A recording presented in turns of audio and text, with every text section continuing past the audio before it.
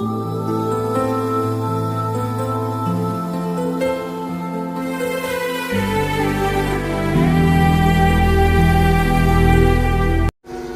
like, share, and comment, and don't forget to subscribe to our YouTube channel. Thank you.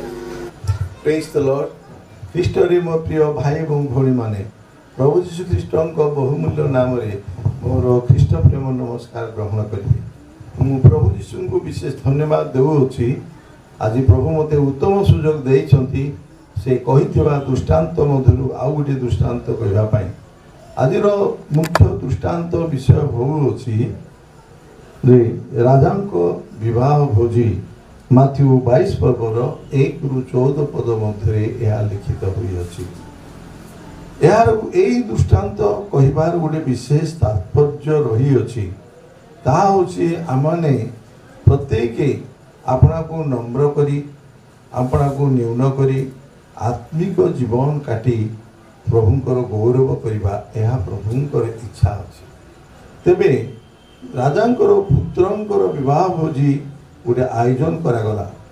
ରାଜା ନିମନ୍ତ୍ରିତ ବନ୍ଧୁମାନଙ୍କୁ ସେ ନିମନ୍ତ୍ରଣ କଲେ ଆଉ ସେ ଅତି ସୁନ୍ଦର ଖାଦ୍ୟ ସୁମିଷ୍ଟ ଖାଦ୍ୟ ସେ ପ୍ରସ୍ତୁତ କଲେ। ଆଉ ସେ ଲୋକମାନଙ୍କୁ ଯେତେବେଳେ ପ୍ରସ୍ତୁତ ହେଲା ପରେ ସେମାନଙ୍କ ନିକଟକୁ ସେ ଖବର ପଠାଇଲେ ସମସ୍ତ ଖାଦ୍ୟ ପ୍ରସ୍ତୁତ ହୋଇଯାଇଛି, ଆପଣମାନେ ଆସନ୍ତୁ ମୋର ଭୋଜରେ ଅଂଶଗ୍ରହଣ କରନ୍ତୁ। କିନ୍ତୁ ସେମାନେ ଏପରି ଗୋଟେ ଜାଗତିକ ଲୋକ ଥିଲେ ଯେ ସେମାନେ ରାଜାଙ୍କର ଏହି ନିମନ୍ତ୍ରଣକୁ ସେମାନେ ତୁଚ୍ଛବୋଧ କଲେ।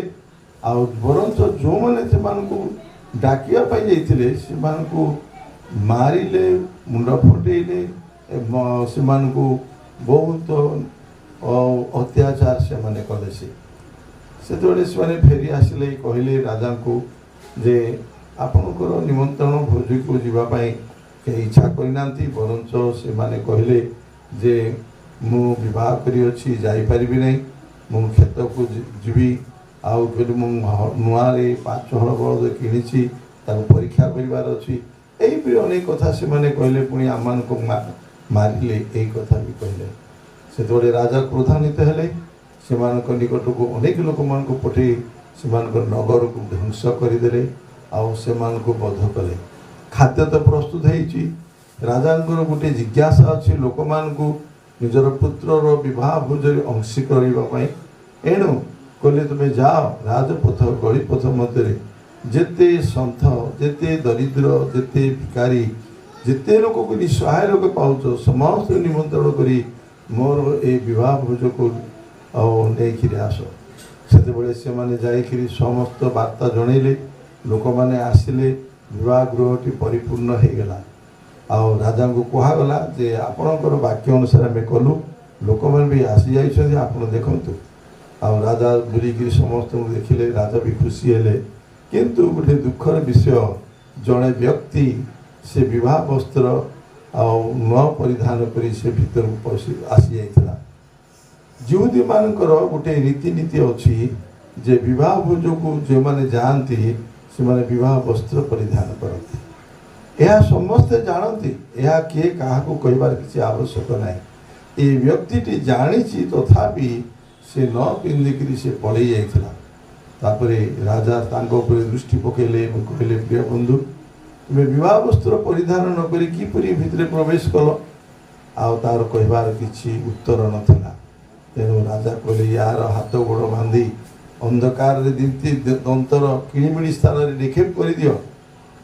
ଆଉ ଯେହେତୁ ମୋର ବିବାହ ଭୋଜକୁ ସେ ତୁଚ୍ଛ କଲା, ଅନେକ ଆହୁତ କିନ୍ତୁ ଅଳ୍ପ ମନୋନୀତ, ଆଉ ତାକୁ ସେପରି ଭାବେ ବିବାହ ଭୋଜରେ ତାକୁ ନେଇ ଅନ୍ଧକାର ସ୍ଥାନରେ ତାକୁ ନିକ୍ଷେପ କରାଗଲା।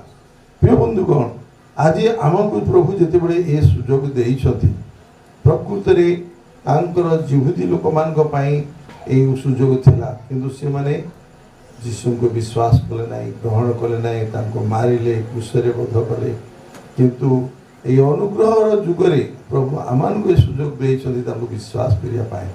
ଆମେ ସବୁ ଜାଣି ବୁଝି ମଧ୍ୟ ଆମମାନେ ପବିତ୍ର ଜୀବନ କାଟି ନଥାଉ। ସେହି ଲୋକଟି ଯେପରିକି ବିବାହ ବସ୍ତ୍ର ପରିଧାନ କରିଥିଲା, ଆଜି ଆମେ ଖ୍ରୀଷ୍ଟଙ୍କୁ ବସ୍ତ୍ର ରୂପେ ପରିଧାନ କରିବାକୁ ପଡ଼ିବ। ପ୍ରଭୁ ଯୀଶୁ କହୁଛନ୍ତି जे तुमने मोठारे विश्वास करो तुम्हें विनष्ट नहीं अनंत जीवन प्राप्त हेब। जौन 3 पर्वर 16 पदरे प्रभु श्री कहले सब जे कारण परमेश्वर जगत को एमंत प्रेम कले जे से आपणार अद्वितीय पुत्र को दान कले जेपरी जे कि विश्वास करे से विनष्ट नहीं अनंत जीवन प्राप्त हुए। तेणु आज जीशु को आम विश्वास करिया पड़ो। प्रभुंकर वाक्य एपरी भाव प्रचारित होउछि जे तांकरी आगमन पूर्वर समस्ते समस्त निकटरे समस्त जाति निकटरे सर्व भाषावादी निकटरे जहाँ माथ्यू 28 पर्व 18 पदरु 20 पद मध्य जेपरी लेखा अच्छी जे से प्रकार अनुसार समस्त जाति समस्त भाषावादी निकटरे सुसमाचार प्रचार करा।